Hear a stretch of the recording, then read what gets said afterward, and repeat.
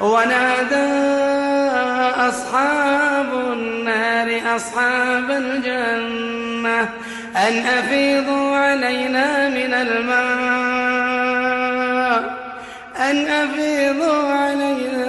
الماء أو مما رزقكم الله. قالوا إن الله حرمهما على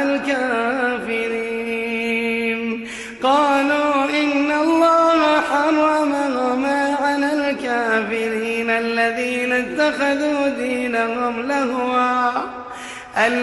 اتخذوا دينهم لهوا ولعبا وغرتهم الحياة الدنيا فاليوم ننساهم كما نسوا لقاء يومهم هذا وما كانوا بآياتنا يجحدون. ولقد جئناهم بكتاب فصلناه على علم هدى ورحمة لقوم يؤمنون.